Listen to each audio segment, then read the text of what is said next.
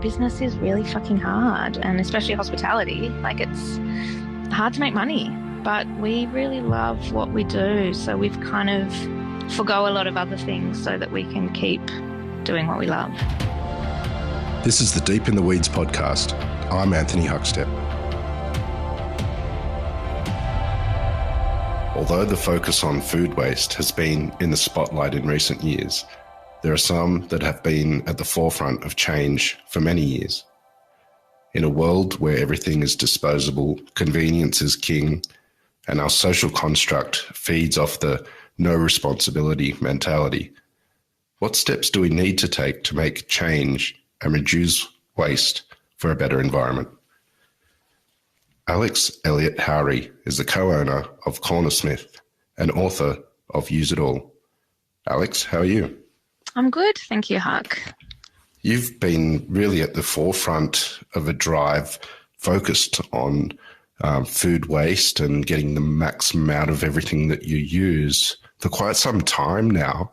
There's been a shift towards that, but what's it been like sort of having the roots there for a long time and seeing the attention focused on it a bit more?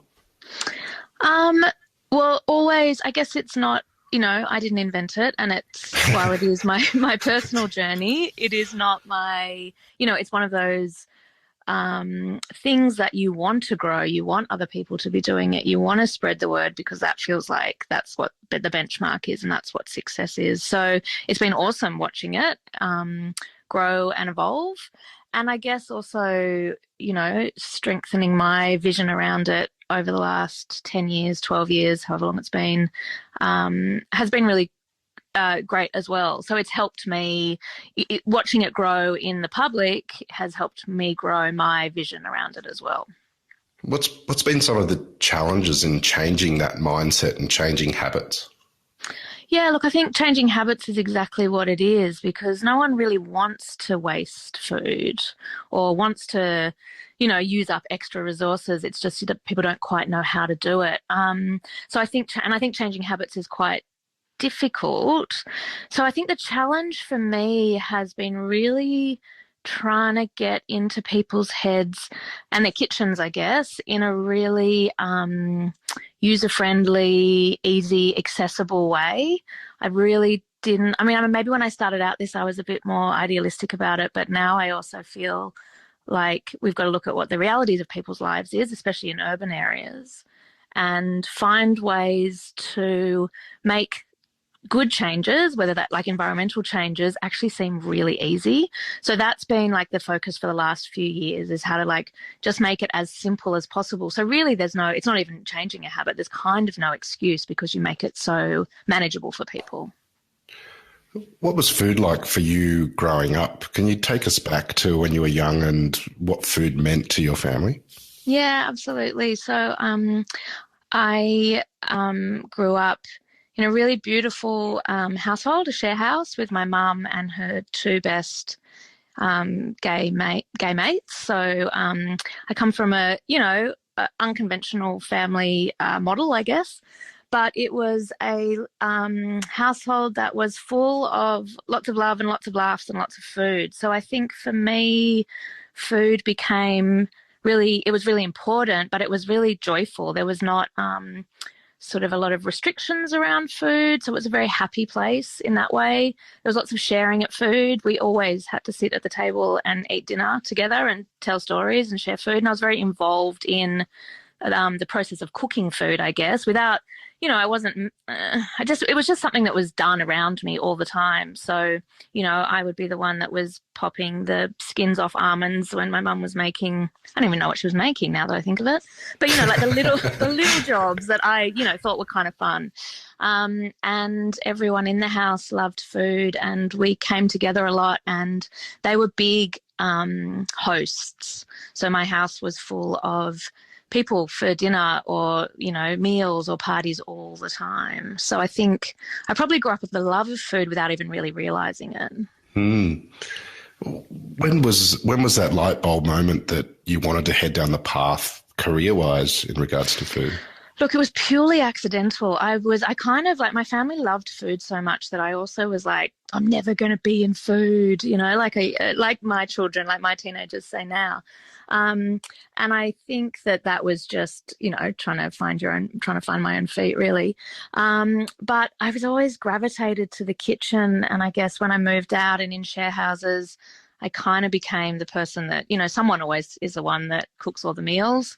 So I kind of became that person in all the share houses that I lived in. And I guess kind of have a nurturing personality. So it's all tied up in that for me as well. And I think I just felt really comfortable with food and in the kitchen. And I, loved so much of that bringing people together and feeding people. And, I still love that so much. So I don't really know. I think I didn't really make a decision in some ways. I had different visions. I went to art school. Started my postgraduate in museum curatorship. Like I was on a different path. And then I had my babies pretty young, like I was 25, which, he's not a child, but in Sydney, in urban areas, it's kind of young.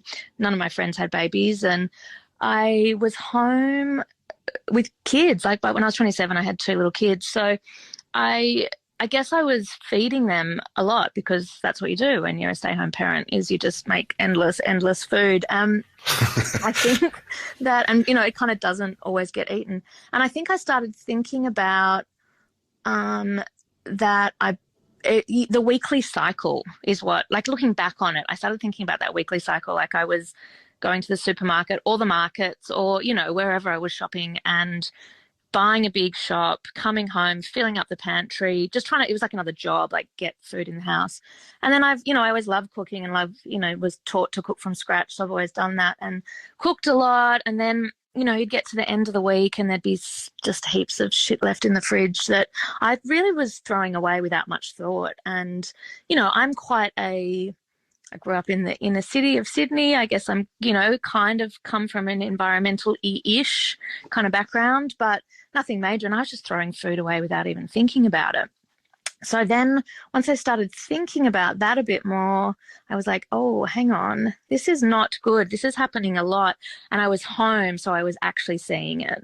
I wasn't rushing out the door and doing a million other things and someone else taking the garbage out, like I was kind of over the whole thing. So I realized that was a big problem. And then I couldn't stop thinking because I'm a bit obsessive, Huck. I'm like once I get on the path of something, I can't stop thinking about it. So I started thinking about, fuck, I'm throwing away this much food. Imagine the neighbours, imagine the people down the road. And then like suddenly I'm like on top of Australia, just looking at all of the food waste that's going into the bin. So I guess that was kind of, I'm segueing here, but I guess that was kind of the turning point for me of going, hang on. It wasn't a career choice. It was definitely a personal domestic choice of going, hang on, this is not good. This has got to change. And then once I realized that I was kind of interested in that, I just like read heaps of books and listened to lots of, I don't know, information. Did podcasts even exist then? Probably not. Listened to lots of stuff and found out information and just like went back and read all the cookbooks that kind of engaged me. And I was like, our food system is fucked. Got to do something about that. And so I guess that was kind of, it wasn't a career choice because I was a baby. I didn't know about a career yet. I was just kind of doing something in my household. And I guess that's where the journey began. Well, Cornersmith really changed our views on what an everyday sort of eatery was in Sydney when it arrived. There was this wonderful, organic, natural sort of homely feel about what was happening there. Tell us about the creation of Cornersmith. Yeah, it was also a really nice time to talk about it. We're coming up to 10 years, actually. We'll be at the end of this year. Yeah, I know, since we started that. And I've recently just turned 40, so it's been like a really big decade of my life, I guess. And I've been so busy with Cornersmith and that I forget to look at what it was. So thank you, because that's a really nice kind of time for me to think about it. But yeah, I was home with the kids and I was obsessively thinking about food waste and sustainability and how to make the best choices. And hang on, you want the long version of this, don't you, Huck? Absolutely. Yep. Okay, good. So I was thinking about all these things and decided that I needed to massively change the way that we were eating at home. So I decided that nothing was going to be from the major supermarkets. Nothing was going to be out of season, because if you want to make one good choice, you need to eat seasonally. I was, thinking about packaging. I was doing research on all the companies that, the big companies, and trying to figure out who I wanted to support, because it's, you've got to put your money where your mouth is. And figuring out how to eat the best for not only for my family, but also for the environment. And that really captured me and my attention. And what came out of that was preserving for me. So I went, oh, hang on, food waste is a huge issue. Other cultures must deal with this as well. And then I was like, oh, they valued food so much, they never throw anything in the bin, whereas we have such a throwaway culture, that I was like, oh, that's what preserving is. Like, I hadn't really joined all the dots yet. I just thought pickling was kind of cute, So I went, okay, this is why people do this. And my partner James loves gardening, but likes to do one giant crop. So it was all zucchinis, and kids don't eat zucchinis, they hate them. So it kind of made me go, okay, I can give this a go. And I pickled some zucchinis and they were delicious. And that was a big light bulb moment for me. And then once I got that bug, couldn't stop, and read every preserving book there is known to man and made everything that there was. Really realised that this is a thing that we need in, urban, busy, contemporary life. It needs to not be nostalgic. It needs to not be from our grandmothers. Not that kind of old school, just cuteness, I guess. It needs to be part of our working kitchens. So I just obsessively pickled and preserved. My partner James has always been in the he's gardening background, and permaculture is in his heart, but he's been a hospo worker forever. And he was coming up to the point of going, maybe I just want to have my own thing. Maybe I'm sick of working for other people. And I was like, look, I've got 2 small children. I'm not 30 yet. I don't know what I'm going to do, but I do really like this preserving kind of stuff. So we put our heads together and we're like, should we just do it? Should we try to make the kind of place that we would love to be on our corner, the cafe that you just want to have on the corner of your street? And once we kind of started talking about it, we were just really into it and really excited, and felt like we might as well give it a shot. And James, it was it's just kind of that simple. There's no big story other than I was loving pickling, James was ready to do his own thing, and we really wanted to make a shop that we wanted to go to, which was good food, good vibes, good coffee. But because I had done all my obsessive research, I was like, there's got to be something behind it that's bigger than that. It's got to be better than just a Sydney cafe experience. So that's how Cornersmith got born, I guess. How hard was it translating this sort of food message through the cafe and making a viable business as well? Look, that's still very hard, Huck, actually. 10 years in. It was getting the message across was not hard, because we wanted to do it look, I truly think we had a really simple message. We didn't overthink anything. We've never made a business plan. We had a big piece of paper and a Sharpie, and just kind of wrote down all the things that were important to us. And we opened in Marrickville, which is also actually is our neighbourhood. So I think that really was a difference, is that it's sincere. We took something that was really important to us, we opened it in an area that we know, and we know the community. And so I think that's why there was interest in it. But I also think we opened at a time when Marrickville was massively changing. There was lots of new, it has stayed, which is amazing about it, very Vietnamese and very Greek. And that's what's so awesome about it. And that's what's given it such great food culture, is that multiculturalism. But there was new families that were moving in. And so they were looking for a little bit of city, I guess, a little bit of Newtown or whatever, like something else. So it was kind of the right time at the right place. And getting the message across was not that hard because we did it really gently. Like I wasn't as loud and proud then as I am now about just telling people what I think. So we kind of hid a little bit behind good food, home cooking, nice vibes, we're into the community, and the message just was there gently, I guess. So I didn't want to ram a big kind of eco philosophy down anyone's throat. Like that comes behind everything else, I guess. What was the food and offering like in those days? Can you tell us about what you were doing? Yeah, it was, you're right, it was homey. It was the kind of stuff that I like to eat.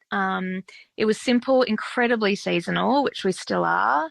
And it was lots of all my preserves that I'd filled up the garage with and didn't know on earth what to do with because I'd made so many jars of things. And then we were really big on finding makers that we really valued what they were doing. So we would, have everything, like the butter, we were really into it being from someone who really cared about butter, and the meat was really, really ethical, really free range, very simple food, I think, like good quality seasonal produce, pickles and preserves, some kind of protein, whether that's egg or cheese or a bit of meat, and lots of seasonal veg. So that my philosophy around food hasn't changed since then. I'm not into fancy food, just really good, delicious, things that can stand on their own. Was there anything that surprised you about running a hospitality business that you weren't aware of prior to jumping in? Oh, God, the whole thing, and still now. Look, to be honest, James is, he'd been in hospitality for a really long time, and I waitressed my way through uni, but was not a full seasoned hospo person. But James really is. So while I very much, the creative behind Cornersmith. I don't know how to write the rosters or even use the till or turn the alarm on. So we are definitely a double act.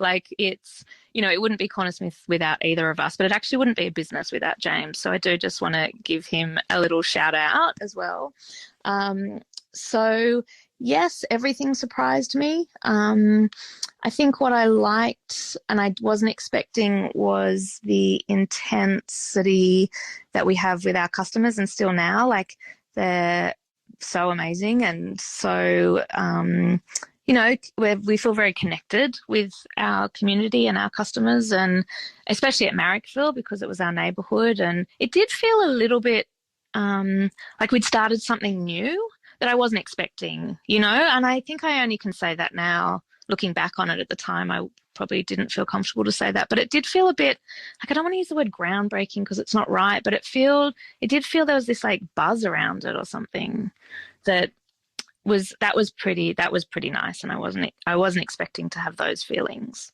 But I think what business is really fucking hard, and especially hospitality. It's hard to make money, but we really love what we do, so we've kind of forgo a lot of other things so that we can keep doing what we love. This episode is proudly supported by Montague, handpicked for you. The things that we're really looking for in plums, first of all, they've got to be sweet. We're really looking for a full flavour explosion in our plums. Red flesh is critically important to us, higher in antioxidants, so all that good stuff. And then we're also looking at a slightly firmer texture, so there's almost a little crunch. That's a real driver for us. For more information, go to montague.com.au. You encourage the trading of produce grown by your customers. How did that come about, and are there some special stories related to that? Yeah, that started actually when I was at home with the kids when they're little, and the neighbourhood that we live in, there's lots of Greek families. So there's olive trees and there's citrus trees in every second house. And I would walk around with the babies when they were tired and I was just noticing the neighbourhood, I guess, and I was bored. I was just in my 20s and at home, but I was so just going on lots of walks and looking around, and I noticed, I guess I was starting to think about food and food waste. And I started noticing all these citrus trees actually dropping their fruit, or figs dropping their fruit, because either the families that had planted these trees have moved out or not there anymore, and people didn't know what to do with it. So, like my Greek neighbours, they have nets over their fig trees, or every single olive is picked from that tree. Whereas, if another family came in, they might not actually know what to do with that produce. So I was thinking about that, and I was like, all this stuff's dropping on the ground, and there's a massive amount of food growing in my neighbourhood. So I started knocking on people's doors because I'm a lunatic, actually. And I was like, hey, I live around we didn't have the cafe. I was just like some crazy lady. I live in the neighborhood. I always took the kids, so it wasn't like I wasn't just entirely insane. And I can see that all your kumquats are dropping. Would you mind if I picked them, or would you like to give them to me, or whatever? And yeah, when I think back on it, like, what a mad woman. But most people were 100% like, thank God someone is here to take this rotting food off my hands that I have been feeling guilty about every single day. So they would very happily say, come back tomorrow and I'll get my, son to pick everything, or whatever it was. And I would come back I'd keep the kids in the pram and I'd climb up the tree and pick everything and take it home. And then that's kind of how I taught myself how to preserve, because I was like, I actually have so much stuff. I actually have to get through it. I have to learn what to do with this. So pickled and preserved my heart away. And if it was good, I'd drop a jar back to the person whose tree it was, which kind of made me build up a relationship with people I would never speak to in my neighbourhood. And then a lot of people gave me recipes of their grandmothers, or gardening tips, or, we kind of talked about food in a way that you just don't with your neighbours particularly. And I didn't know what I was doing, but there was something in that I was like, this feels good. This feels like what should be happening in the city. Yeah, so I guess that's how the trading started. And when we opened the cafe, I was like, what if we tried that?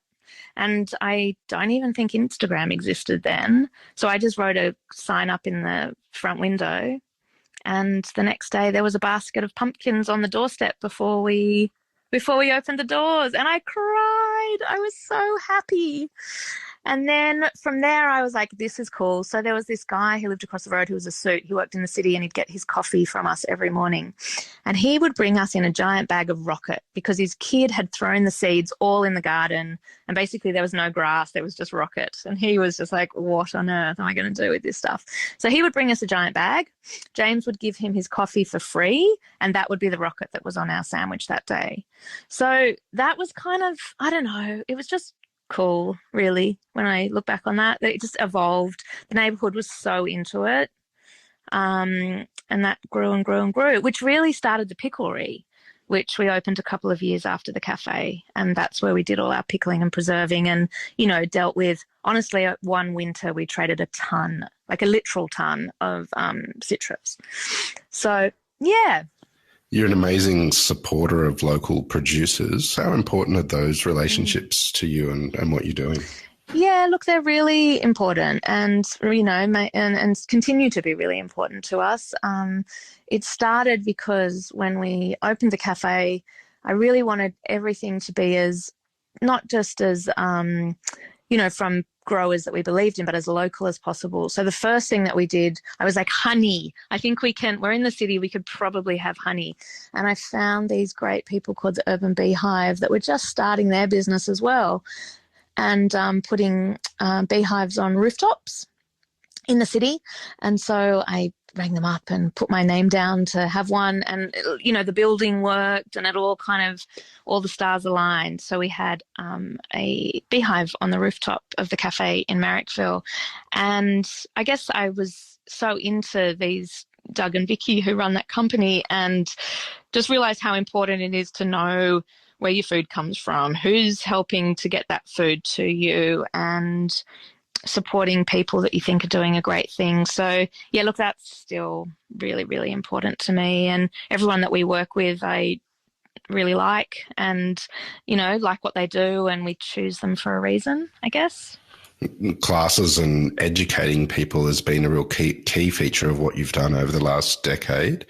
Tell us a bit about that, and do you have any stories of strange classes and experiences that you've had over the years? The last 10 years has been a whole lot of stories and strange experiences.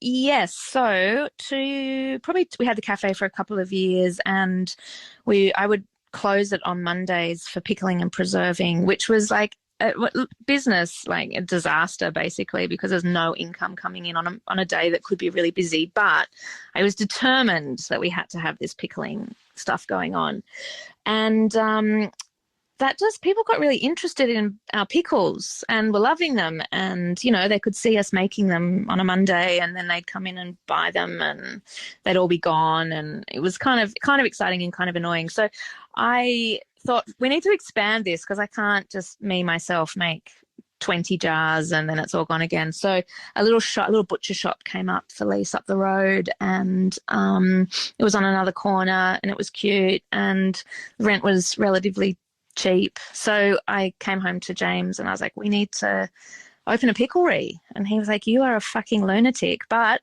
all right, let us give it a go. So we opened, I don't really know how to describe it, but I wanted it to be a place where people could come in and talk about food, where they could trade their excess produce, where they could buy pickles and they could learn something.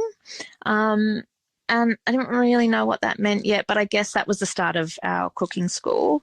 And it took a little while, but we started running classes there, and we were our first teacher. I mean, I was teaching pickling classes, and our first teacher was Kristen Allen, who is an amazing Sydney cheesemaker and my very, very dear friend who I met through the food scene. And yeah, so the Cornersmith cooking school kind of began, and I started that because I felt like I've got all this information now. Like, I know how to preserve food. I know why it's so important. There's food that is rotting in backyards across Australia probably. I've got to teach people how to do this. And I've got to make it, like, no judgment to the Country Women's Association. They do incredible work, but it needs an update. Like, it needs to feel like city people can do it. And so I thought I will just run a few classes and see what happens. And still now, how many years later, 8 years later, I cannot put enough pickling classes on. Just so many pickling classes. So the education has become more and more important to me.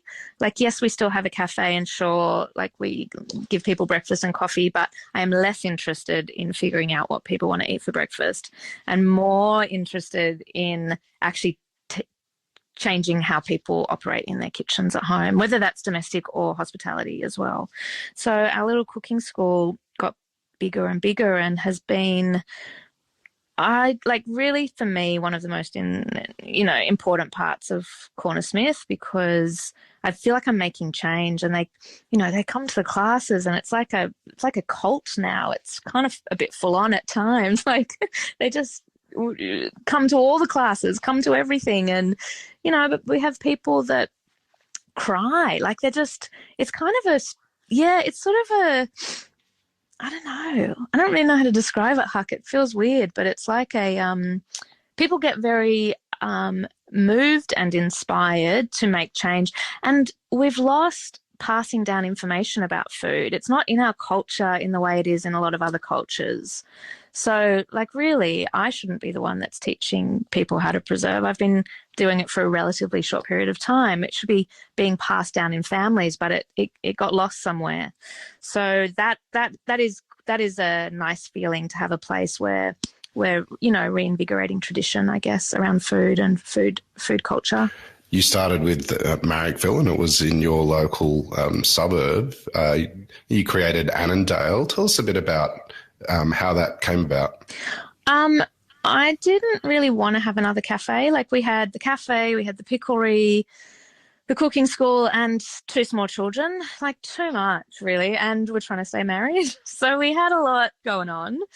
And I don't know why we did it. Like, James got itchy feet maybe a bit. No, actually, I remember. So a customer came in and gave one of our staff members a little like then phone number and said, I think I've found the next space for you.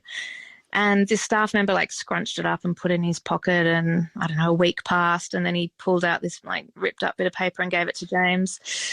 And James, I don't know why, but because we get people call still now all the time and say, I want you to open Cornersmith on my street. Here's this building. But he went to have a look at it, and he called me from out the front, and he was like, it's perfect. And because I'm a bit of an asshole, I actually hung up the phone. I was like, I don't want anything more. I'm done. I'm at capacity. But I then somehow he drove me past it, and it's a really beautiful location. It's opposite a park. It's in another neighborhood that's not far from us. Like it's got to be close to our house, otherwise we can't manage. But what the challenge for us is that Annandale isn't Marrickville. Like it's close, but it's a whole different community, a whole different vibe. So we needed to make it a Cornersmith that was for that community, not for Marrickville. So it's a bit more like the grown-up version, I guess. And it's a really beautiful space, and we love it, and we're so happy to be in that neighbourhood. It's nice that in some ways that it's not our neighbourhood, because sometimes it's hard to run a business in your own, backyard. So that's kind of nice as well. It's like we're like a one step removed, maybe emotionally. I don't know. And it's nice. It's really great. We really love it. It was hard running 3 businesses because we had the 2 cafes and the cooking school. And that's why we made the decision to sell the Marrickville one a couple of years ago. It was kind of a personal decision that we need to downsize. We need to not have as much going on so that our mental health can be okay and our children can be okay. You've been on the most extraordinary food journey for the last 15 years. How much has it changed you? That's a really good question. I guess a lot. I guess a lot and not a lot, I feel like we are just the same as when we first started. I guess we're a bit more confident now, but it's always, we're always learning and figuring out stuff. And I don't know, I think everyone in hospitality kind of knows, like, you're so busy just in it day to day all the time that you forget to look at what you've done and what you've made and what you've achieved. And it's when you stop to do things like that and like this and tell your story that you're like, sheesh, I've done a lot. But I don't know, maybe a little bit more tired. But I feel good. Like, we feel good. Like, we started out with a little kind of tiny idea to see what was happen, and it's grown into something that's I feel really proud of, and that I think is recognised as an important food business in Sydney, or maybe more now. And yeah, I don't know how to answer that without being a bit weird. Well, We'll Use It All is your 3rd book, and it's all about sort of a more sustainable kitchen. It's quite a long tome, but is there some tips, to make that easy transition for people to start changing their mindset that you can share? Yeah, sure. So Use It All is my colleague and friend, Jamie Edwards, who has worked with us since the very beginning, like the first day of Cornersmith. And wow. I know, that's a decade worth of employeeship.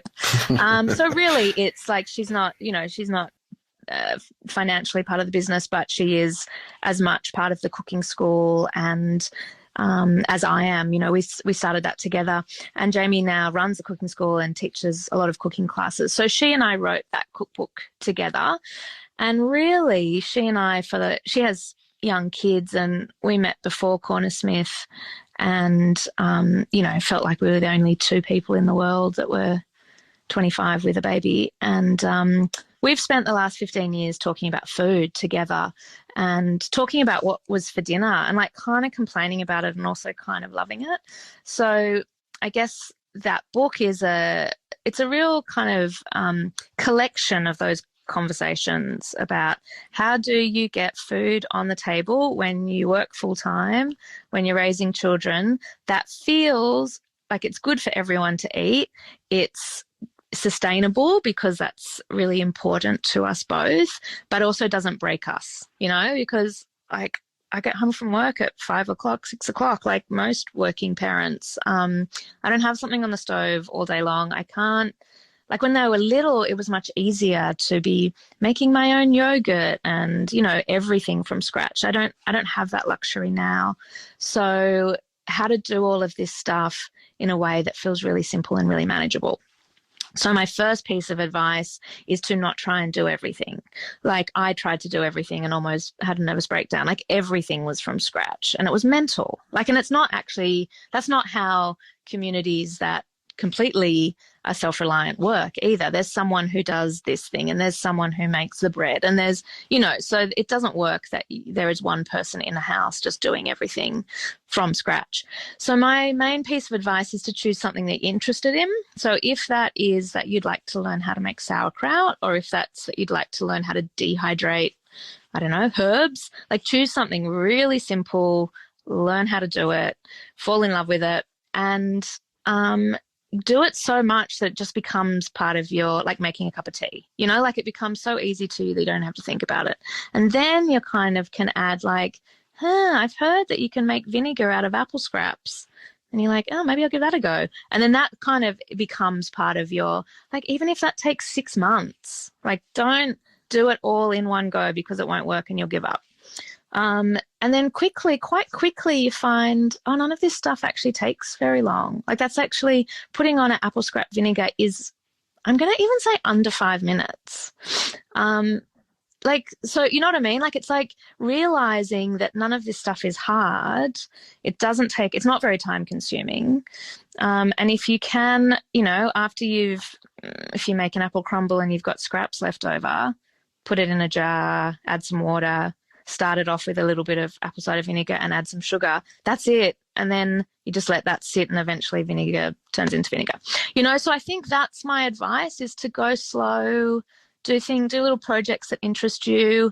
And then it's quite quickly that you're like, do you know what? I never ever buy passata anymore or canned tomatoes that are imported. I know that I just make enough in the summer months that I've got it. So whatever little thing it is that's going to make you love making sustainable choices in the kitchen, do that.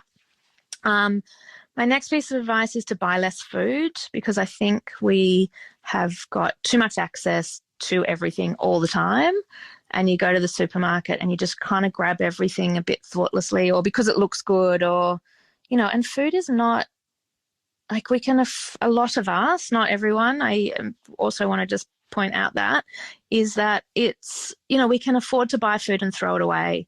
So we need to buy less and not even give the option of throwing food away. So I am not someone who's like, you've got to have a meal plan and you've got to stick to this, because I don't operate like that. But I just don't buy very much food. And now, my teenagers complain about it endlessly, but having less food in the house actually means nothing goes in the bin. And that doesn't mean that you're being cheap or you're being, there's not generosity or, delicious, bountiful food on the table. It just means that you don't need to have as much sitting around in the house at one time. Well, Alex, you're a legend, and it's an absolute honour to have you on Deep in the Weeds today to hear your story. Thanks for having me on there. Sorry, that was a lot of rambling, a lot of talking. Haven't talked to anyone for ages. We love talkers on Deep in the Weeds. Okay, good. Please keep in touch, and would love to catch up again soon. Thanks so much, Huck. This is the Deep in the Weeds podcast. I'm Anthony Huckstep. Stay tuned as we take a deep dive into the lives of the incredible people who ply their trade in the food and hospitality sector. Special thanks to executive producer Rob Locke for making this all happen. Follow us on Instagram at Deep in the Weeds Podcast, or email us at podcast@deepintheweeds.com.au. Stay safe and be well.